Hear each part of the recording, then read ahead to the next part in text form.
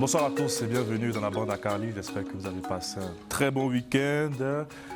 Allons-nous assister à un retour de la peine de mort au Burkina Faso. Pour en parler, je suis en compagnie de Kara Soli, notre éditorialiste. Bonsoir Kara. Bonsoir Carlyle. Et de Maître Brice Samba, avocat au barreau de Paris. Bonsoir Maître. Bonsoir Carlyle. Merci d'avoir accepté notre invitation. Comme je disais, c'est la nouvelle depuis quelques jours. Tout le monde aujourd'hui parle du retour, probable retour de la peine de mort au pays des hommes intègres.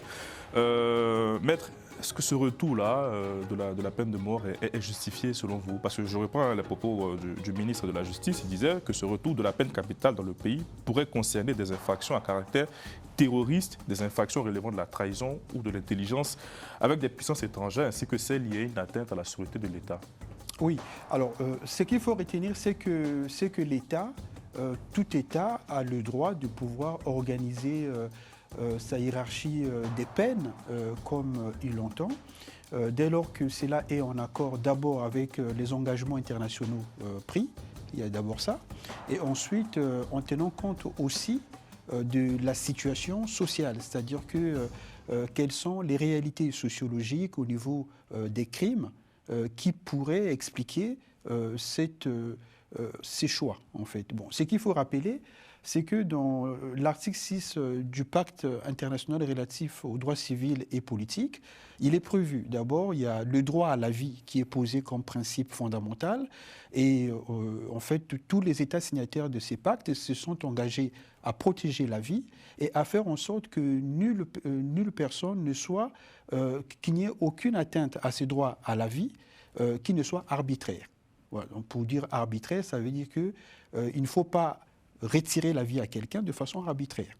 Mais quand on dit arbitraire, ça veut dire que l'État peut, dans le cadre de la loi, organiser le retrait de la vie, c'est-à-dire donc la mort, mais ces pactes, toujours dans l'article 6, prévoient qu'il peut y avoir de peine de mort que dans les crimes les plus graves. Voilà, donc c'est bien précisé, il faut que ce soit des crimes les plus graves.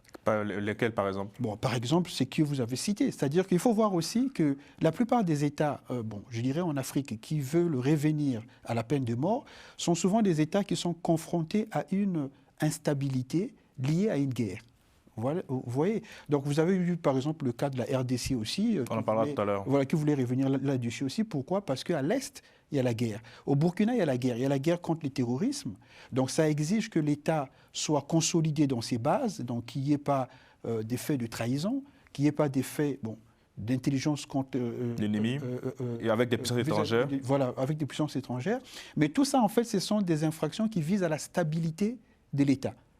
Donc, on peut considérer qu'à partir du moment où l'État est menacé dans ses fondements, on peut comprendre qu'il y ait la peine de mort, mais, comme je l'ai dit, et comme le dit le pacte international relatif aux droits civils et politiques, il faut que ce soit pour les crimes les plus graves. Et les crimes qui ont été cités par le ministre de la Justice me semblent être des crimes graves pour un État qui est en lutte contre le terrorisme. Et donc, pour vous, c'est justifiable? Alors, moi, je pense que c'est justifié, en tout cas, en tenant compte de la réalité politique du Burkina, mais ce serait bien que ce soit, par exemple, mesuré dans le temps.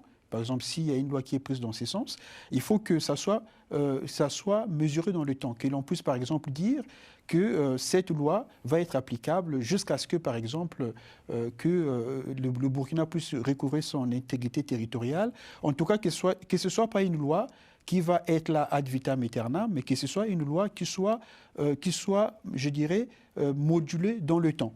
Voilà, parce que la peine de mort, c'est quelque chose de très, très grave, en fait. Parce que pour enlever la vie à un être humain, c'est quelque chose de très, très, très grave. Parce que même dans le cas où on pense que la personne mériterait qu'on lui enlève la vie, on ne peut pas être absolument sûr. Parce qu'il ne faut pas prendre le risque d'enlever la vie à quelqu'un et qu'il y ait une erreur judiciaire. C'est pour ça qu'il y a des garanties qui sont importantes. Parce que dans un procès qui pourrait aboutir à la peine de mort, il y a des garanties qui sont très importantes. Il faut que la procédure soit régulière, que les droits de la défense soient bien respectés. Il faut que toutes les garanties possibles soient données à la personne qui est poursuivie et qui pourrait être condamnée à la peine de mort pour être sûr et certain que la personne est réellement coupable des faits les plus graves qu'on lui reproche. Parce qu'il ne faut pas prendre le risque en fait, de prononcer la peine capitale contre quelqu'un qui, au fond, soit ne mériterait pas cette peine-là parce qu'elle est trop maximale, soit est innocente de ces faits-là, puisqu'il y a aussi des erreurs judiciaires. Donc il n'est pas conseillé de prendre le risque de perdre un être humain à l'occasion d'une erreur judiciaire ou d'une procédure. Donc, quand on vous écoute, c'est quoi? Peine de mort, oui, mais dans des conditions, dans un procès juste et équitable, ce que vous dites. Il faut l'organiser. C'est-à-dire que ce qu'il faut craindre, c'est que la peine de mort soit détournée de l'objectif qui est poursuivi. Oui. C'est quoi l'objectif selon vous? Bon, quand on voit les faits évoqués. Quand on s'en tient à la déclaration du ministre de la Justice du Burkina, le but, à la vérité, c'est de consolider l'État. C'est-à-dire que d'éviter... En fait, c'est d'abord dissuasif, parce que dans le cas de la peine de mort, quand un État légifère sur la peine de mort, le but, avant tout, c'est la dissuasion. Voilà. C'est de pouvoir empêcher que les crimes les plus graves qui sont réprimés soient accomplis. Puisque les gens, avant de passer à l'acte, vont réfléchir à plusieurs fois en se disant que si jamais je suis attrapé, je risque ma vie. Donc, il y a le côté dissuasif, en fait. Donc, le plus important, c'est ça. Mais à partir du moment où ce côté dissuasif est détourné, qu'est-ce qui va se passer? C'est-à-dire qu'il y aura des procès d'intention. C'est-à-dire qu'il y aura, par exemple, des personnes dont on veut simplement les écarter dans le jeu politique ou militaire. On va trouver que ces personnes-là ont accompli des actes qu'on va fomenter et dire que c'est des traîtres. Et au final, on va les exécuter. Et donc, il y a le risque qu'il faut craindre et qu'il faut travailler pour que ces risques-là ne surviennent pas, c'est de détourner la peine de mort pour l'utiliser contre les opposants ou contre les officiers qui vont faire des critiques sur la manière dont la guerre est menée. Et au final, c'est pour bâillonner les gens. Oui, donc le risque, c'est ça. Mais maître, bon, on va faire simple. Donc, après votre exposé, pour vous, le retour de la peine de mort au Burkina Faso, vu le contexte actuel, est tout à fait légitime. Alors, ça peut se justifier si c'est bien encadré. Si c'est bien encadré. Ça dit qu'il faut l'encadrer comme il se doit. Mais sur le fond, oui. Bien. Karasoli, partagez le même point de vue. Et d'abord, avant de donner mon avis sur cette question, il faut rappeler qu'en Afrique, il y a 16 pays qui appliquent la peine de mort, enfin, où la peine de mort existe. Bon, même si beaucoup ne l'ont pas exécutée depuis 1990, et ce n'est pas les moindres. Parmi ces pays-là, il y a l'Égypte, il y a même la RDC et également donc, des pays comme la petite Gambie aussi, à côté du Sénégal, où il y a la peine de mort. Donc le Burkina Faso est sorti de la peine de mort en 2018. Justement, sous le régime du président Roch Christian Kaboré. Exact. Donc maintenant, comme dit Maître, donc aujourd'hui ils sont en guerre. Donc ils sont en guerre pour tout simplement, certainement même, de dissuader des futurs faiseurs de troubles. En effet, mais je crois qu'aujourd'hui, comme les organisations internationales contre la peine de mort se sont levées, peut-être que le Burkina Faso peut revenir en arrière et substituer la peine de mort contre peut-être une autre peine, voilà, de dissuasion qui est la peine. Vous évoquiez tout à l'heure voilà. l'abolition de la peine de mort. Voilà, la perpétuité, voilà. Pardon, vous évoquez tout à l'heure l'abolition de la peine de mort en 2018 au Burkina Faso. Est-ce qu'on n'assiste pas aujourd'hui à un recul en matière de droits de l'homme dans ce pays? Recul de droits de l'homme, ça dépend de quoi on parle. C'est-à-dire s'il s'agit de la lutte contre... Parce que si vous demandez aux autorités burkinabées, ils disent qu'ils luttent contre les djihadistes. Donc les djihadistes, ça veut dire que l'intégrité territoriale est menacée. Donc maintenant, est-ce que c'est la peine de mort qui va leur permettre de pouvoir regagner la portion de territoire qui est occupée par les djihadistes? Je ne suis pas sûr. Mais certainement, si ce n'est pas encadré, et comme ce fut le cas dans la plupart des pays africains, ces genres de lois, si ce n'est pas mieux encadré, et utilisé contre souvent des opposants également. Donc c'est ça la crainte maximale. Mais ce n'est pas un recul pour vous en matière de droits de l'homme aujourd'hui? Alors, je pense qu'il faut éviter de pouvoir s'empresser de qualifier de recul ou de progrès de façon abstraite. Il faut surtout voir les motivations. C'est-à-dire que quand on est dans un État qui est quasiment en déliquescence et qui est menacé dans ses fondements, il peut être impérieux pour maintenir la cohésion, de pouvoir prendre parfois des mesures qui peuvent être extrêmes. Mais comme je l'ai dit, dès lors que ces mesures sont bien encadrées et modulées dans le temps, voilà, jusqu'à ce que le péril disparaisse. Donc moi, je pense que dans le contexte du Burkina actuellement, ce n'est pas véritable. Bon, on peut dire, puisque l'abolition de la peine de mort est plutôt un progrès pour les droits de l'homme, si on le rétablit, ça donne l'apparence d'un recul. Mais le fond, puisque qu'est-ce que le progrès des droits de l'homme si l'État n'existe plus?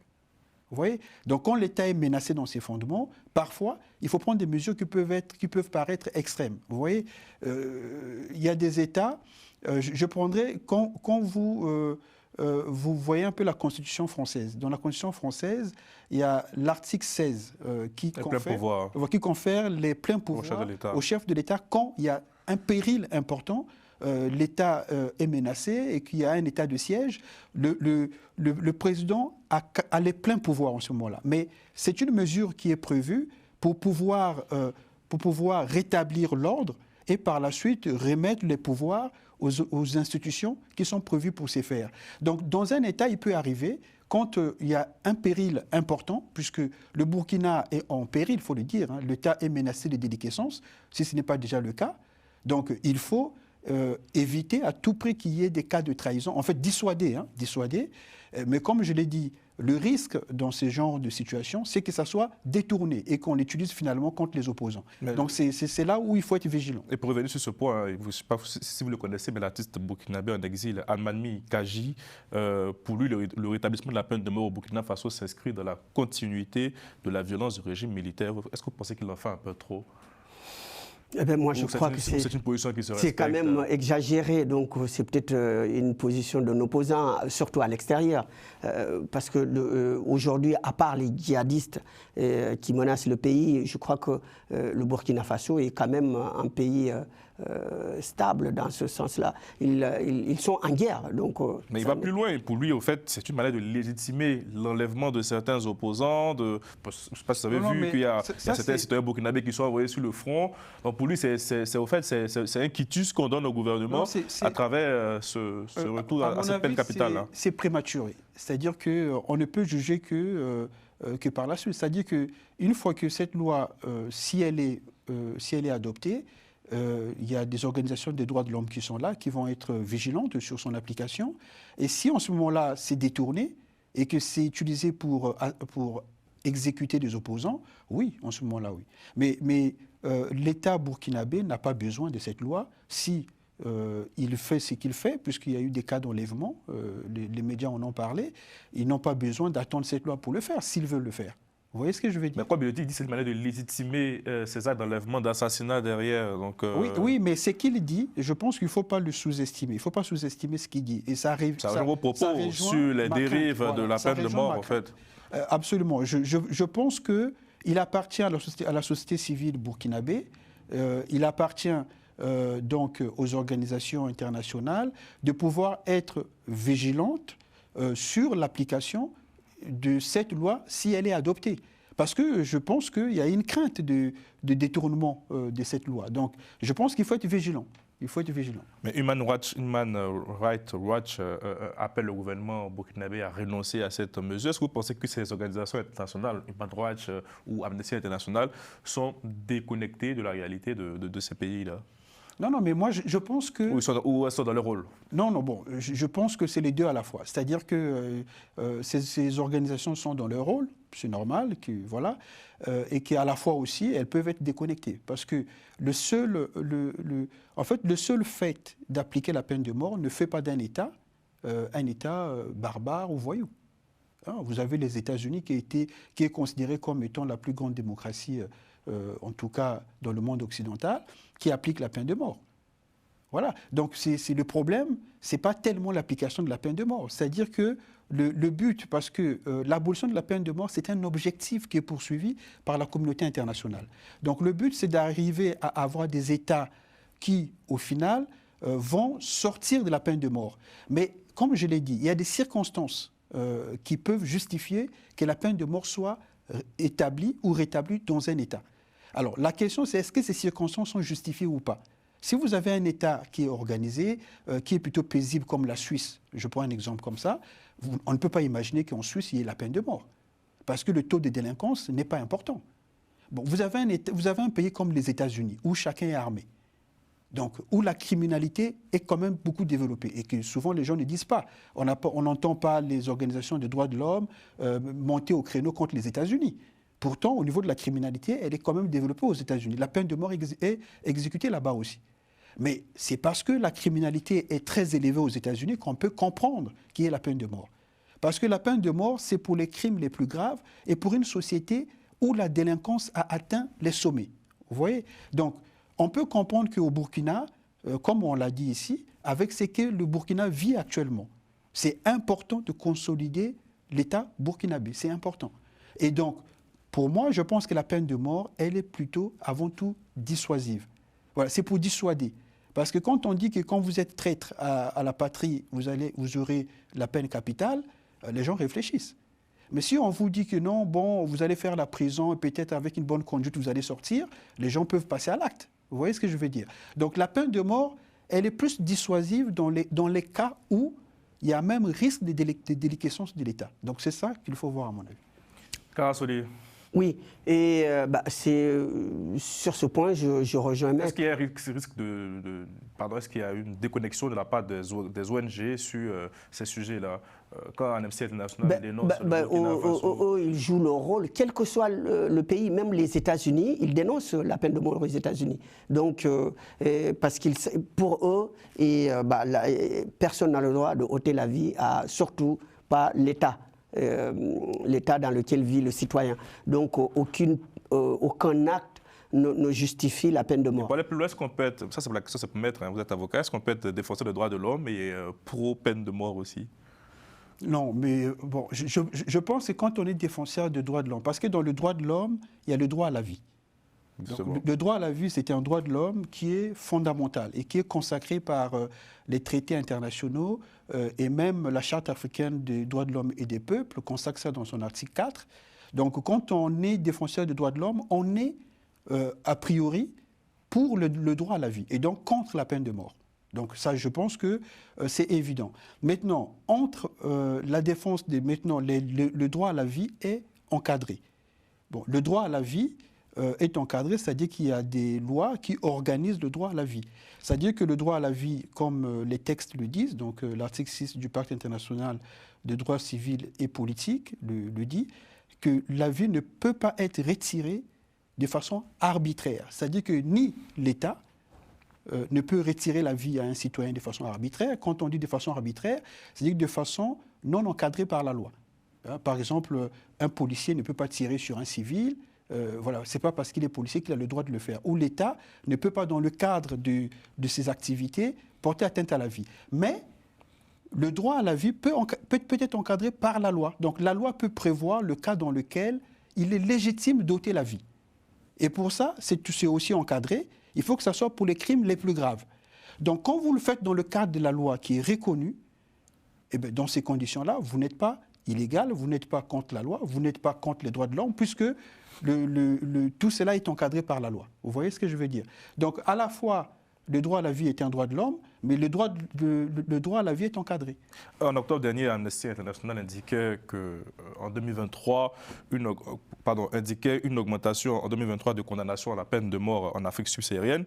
Les exécutions recensées ont plus que triplé, les condamnations à mort enregistrées ont augmenté de 66%. Karasoli, est-ce que l'Afrique est vraiment très loin de ce combat abolitionniste? Aujourd'hui, il y a beaucoup de pays qui résistent, qui ne veulent pas abolir la peine de mort. Donc, il y en a même, parce qu'on parle du Burkina Faso, qui est sorti et qui tente maintenant de revenir.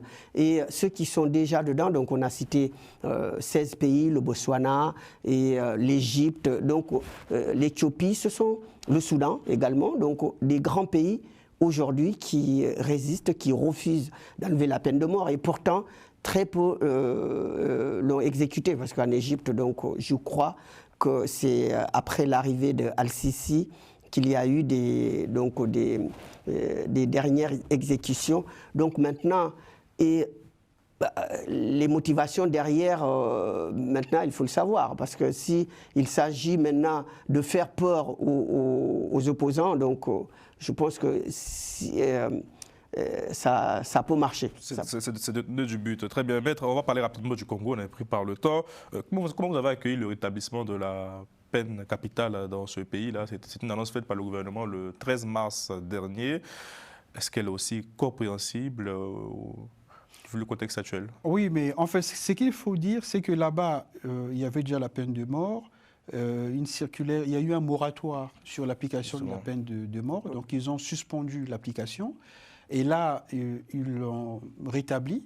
Bon, c'est pour les mêmes raisons qu'on était en train d'évoquer. Vous avez le Congo à l'est qui connaît une déstabilisation, une invasion. Et puis, il faut dire que le Congo est confronté à des problèmes de désertion. C'est-à-dire qu'il y a beaucoup de militaires qui désertent et même des officiers qui ne veulent pas aller se battre, qui fuient et qui même entrent en intelligence avec les assaillants. Vous voyez? Donc quand vous êtes confronté à cette situation-là et que vous avez un péril imminent pour la nation, bah, il faut prendre les mesures les plus extrêmes. Vous voyez? Donc moi, je pense qu'il faut se mettre dans la peau de ceux qui dirigent un État. Quand vous êtes confronté à un péril aussi imminent et que vous constatez que ceux qui sont censés défendre le pays désertent et donc trahissent et que cela peut entraîner un péril grave, bah, il faut prendre les mesures les plus graves. Donc je pense que dans ces conditions-là, le rétablissement, le retour à la peine de mort en RDC peut se comprendre. Voilà, parce qu'il faut lire ce qu'ils disent, hein, parce que pour eux, il y a eu des centaines et des centaines de désertions, même des officiers supérieurs. Oui, justement, c'est précisé que les exécutions s'appliqueront aux militaires accusés de trahison. Oui, donc, exact. Voilà, c'est ça. C'est-à-dire qu'une fois encore, comme je l'ai dit, la peine de mort, c'est avant tout dissuasive. Parce que vous remarquerez que la plupart des pays qui appliquent la peine de mort, en fait, qui ont reconnu la peine de mort, ne l'appliquent pas souvent. Oui, ça, il faut préciser aussi. Voilà. C'était le cas au Kenya, où la dernière exécution remonte à 1987. Il y a des pays qui comme on dit dans votre jargon, qui opèrent une commutation des peines. Voilà, c'est ça, absolument. Absolument. Donc c'est pour dire que la peine de mort, à la vérité, c'est plus dissuasive, en fait. Et dans l'application pratique, en général, ça se fait très, très rarement. Donc là, quand la RDC veut relancer la peine de mort, c'est pour dissuader les éventuels déserteurs, les éventuels traîtres, etc. Donc c'est pour avoir un effet dissuasif sur des actes qui peuvent entraîner la faillite de l'État congolais. Il faut préciser que depuis même le retour de cette peine capitale, aucune sentence n'a été exécutée. Hein. Donc, oui, pour montrer l'aspect encore dissuasif du bien, surtout le temps de Mobutu, quand il y a eu la rébellion Laurent Désiré Kabila, donc c'est exactement la même chose qui s'est passée. Il y a eu beaucoup de désertions des militaires dans les rangs de l'armée et souvent ils donnent des informations aux rebelles. Donc du coup le régime Mobutu a chuté. Je crois que l'actuel président veut éviter cela, alors que c'est quasiment le même ennemi, le Rwanda. Et donc s'il ne met pas cette loi en place, je crois que cette loi est faite uniquement pour empêcher les désertions dans les rangs de l'armée. Moi, j'ai une dernière question pour vous, Maître. Quel est le sens de la peine aujourd'hui, selon vous, en Afrique? Est-ce qu'elle est efficace? Est-ce qu'elle répond à ses objectifs concrètement? Ouais, mais alors, ce qu'il faut savoir, c'est la question qui se pose, c'est est-ce qu'au niveau de la population, les gens sont informés qu'il existe la peine de mort dans la hiérarchie des peines applicables dans leur pays? En général, les gens ne sont même pas informés, hein, en général. Donc c'est souvent dans le cadre d'une procédure que l'avocat va lui dire, bon, voilà ce que vous risquez. Par exemple, dans le procès des rebelles avec Christian Malanga, dans le cadre de ces procès-là, une sentence a été prise sur la peine de mort. Voilà, donc les gens découvrent qu'il y a la peine de mort. Donc les populations, pour que ça ait un effet dissuasif pratique, il faut que les populations soient informées par des émissions, par les associations de droit, qu'il existe cette peine. Et donc ça permet aux populations d'être dissuadés dans les possibilités de passer à l'acte. Donc c'est ça. Mais si les populations ne sont pas informées, donc ce n'est pas très efficace. Vous voyez? Mais parce que le but, avant tout, c'est de dissuader. C'est de dissuader. Parce qu'en général, il y a des commutations de peine voilà, en prison à vie ou perpétuelle, à perpétuité. Et donc, moi, je pense que dans le cas pratique, je me demande si ça a vraiment un effet sur le terrain. Voilà, parce que les populations ne sont pas très, très informées de tout ça. Merci beaucoup, Maître Brice Nzamba, avocat au barreau de Paris. Merci d'être passé dans la bande à Carré. Merci, Kara Soli. Merci beaucoup. Et on se retrouve demain, parce que demain, on a le grand débat sur les élections législatives au Sénégal. Exactement. Donc, il y aura un très, très grand débat demain, ici, sur ce plateau de Global Africa Télé Sud, entre deux candidats, deux poids lourds de la diaspora, donc à savoir le candidat du PASTEF, Ousmane Sonko, qui s'appelle Abdou Sonko, et son challenger qui est Moustapha Thiam de Gox UBS, c'est-à-dire la nouvelle tendance en quelque sorte. Donc ils vont débattre ici pour la première fois dans la diaspora sénégalaise, donc un débat qui doit être suivi par des milliers de Sénégalais demain à 19h30. Eh bien écoutez, le rendez-vous est un peu pour demain, mais déjà je dis merci à Romain Clicquot de Main, à la réalisation, qui est déjà chaud aussi pour ce débat, et je vous dis à demain.